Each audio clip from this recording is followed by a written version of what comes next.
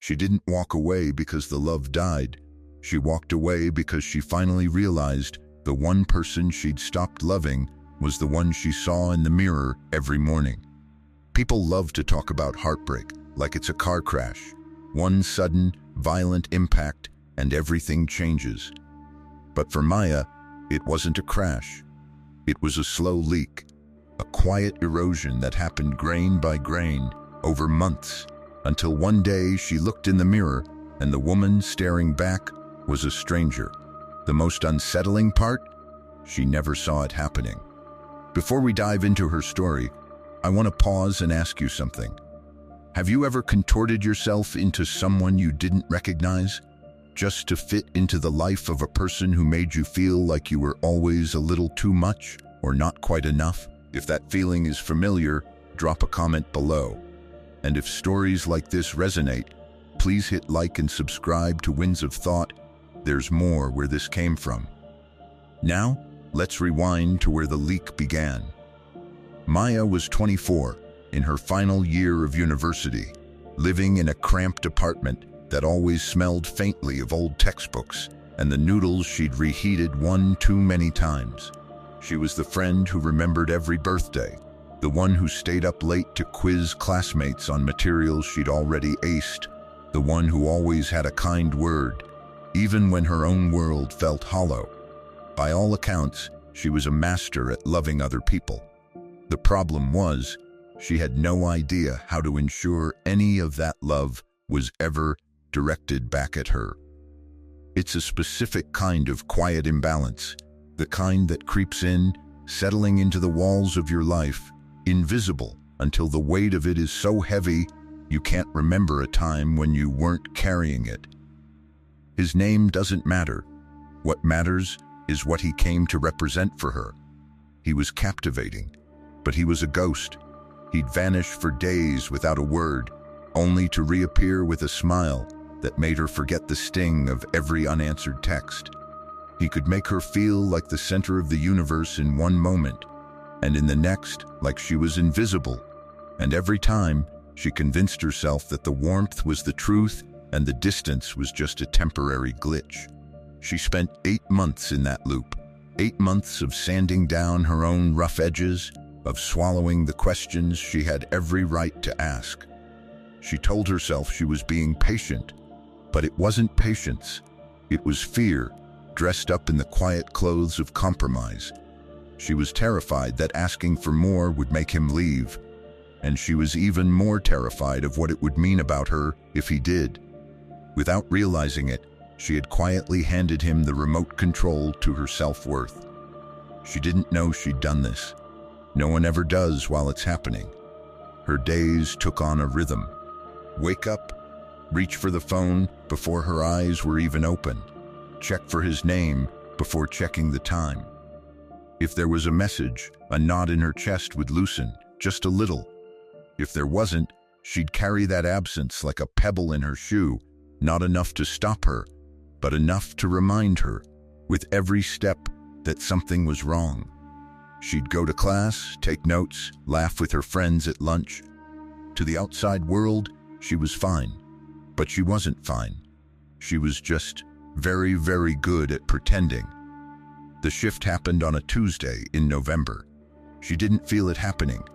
She was in her usual corner of the library, by the tall window overlooking the courtyard. It had started to rain, a slow, steady drizzle that washed the color out of the world. She'd sent him a message 3 days prior. He hadn't replied. She sat there, watching the rain streak down the glass, and felt something she couldn't quite name. It wasn't anger. It wasn't even sadness, exactly. It was exhaustion, not the kind from a late night. It was the deep, bone-tired exhaustion that comes from holding up a version of reality that was never going to support its own weight. She didn't know it then, but that fatigue was the first crack in the wall. The moment the wall came down came 2 weeks later. Her best friend, a sharp-eyed woman named Layla, was visiting. They were sitting on Maya's floor, backs against the bed, holding mugs of tea that had long gone cold. Without any preamble, Layla asked a question that Maya wasn't ready for. She asked, "What do you actually want?" Not what she hoped he might become, not what the relationship could be if he just tried harder. What did Maya want? Maya opened her mouth, and no words came out. The silence that followed had a weight, a shape. In that silence, a cold, sharp clarity cut through her. She realized she didn't know how to answer.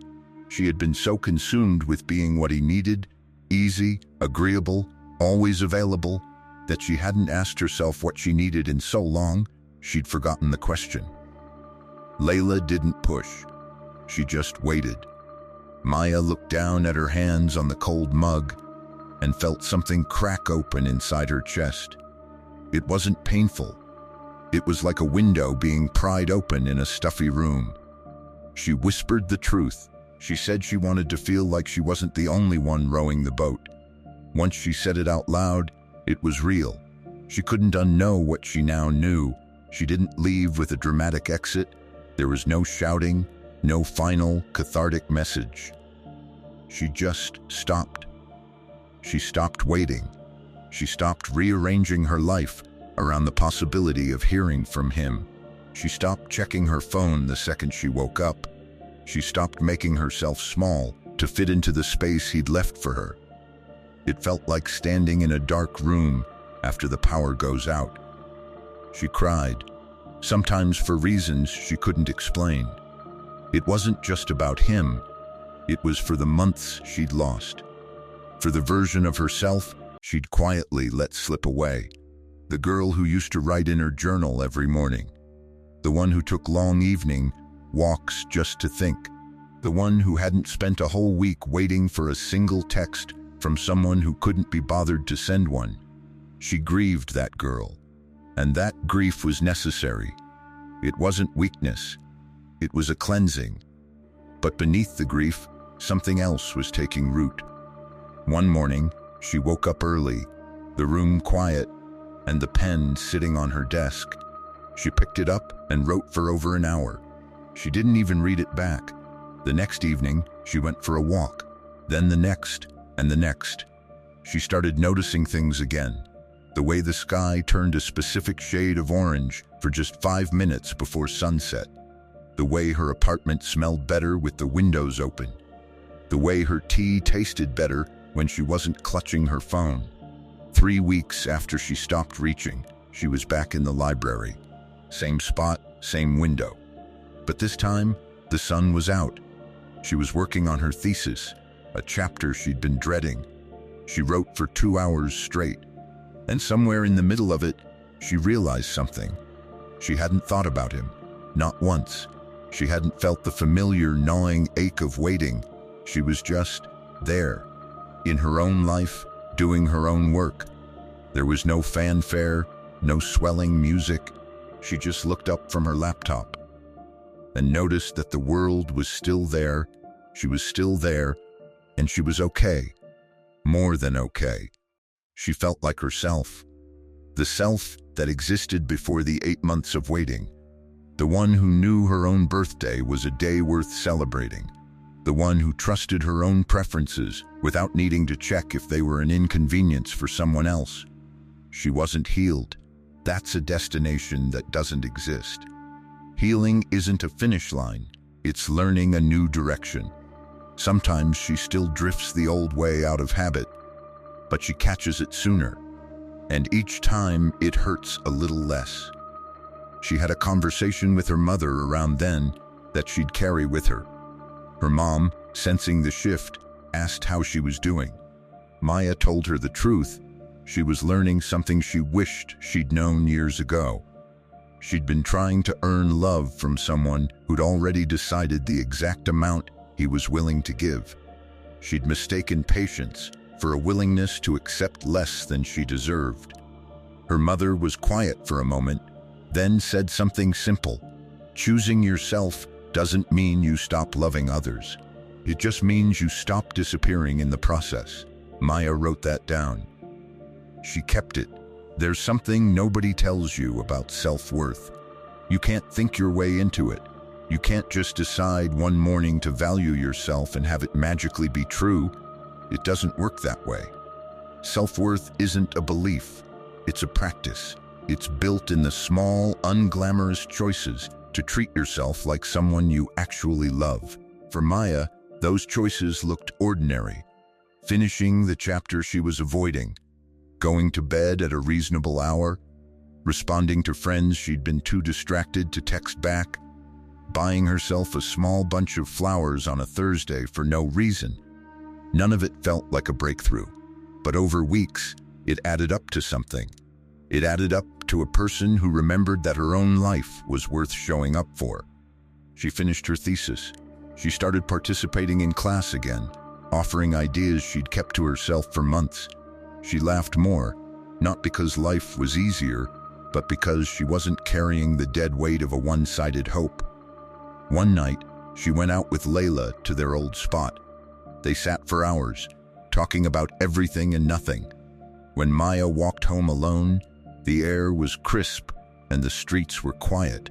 She felt a feeling she couldn't immediately identify.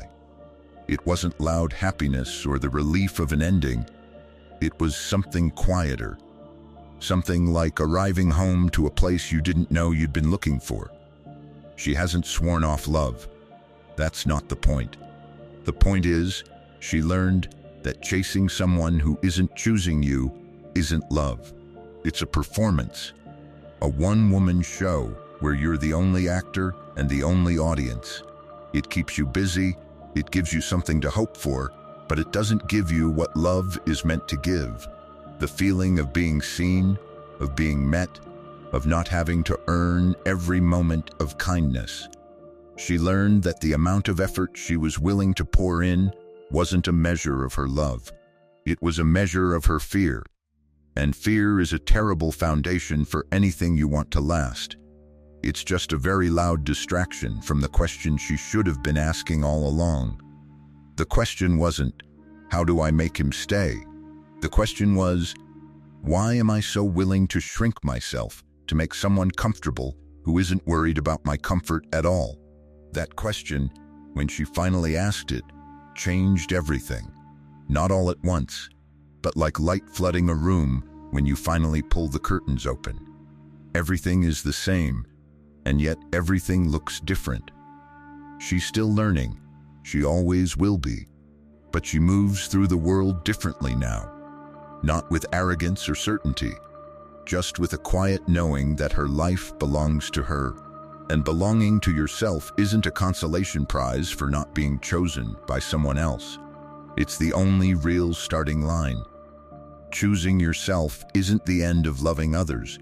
It's what makes it possible to love them without getting lost. It turns love into something you give from a place of fullness, instead of something you offer up, hoping that finally, this time, it will be enough to make someone stay. She knows now that she doesn't want to wait for someone to decide she's worth showing up for. She wants someone who already knows, and she knows with a quiet certainty that took a long time to arrive that she is worth that. Not because she did everything right, or because she's finished growing, but because she's here, because she stayed, because she turned back toward herself when it would have been easier to keep reaching for something that was never reaching back. That's not a small thing. That is, in fact, everything. If this resonated with you, please like this video and subscribe to Winds of Thought for more stories like this.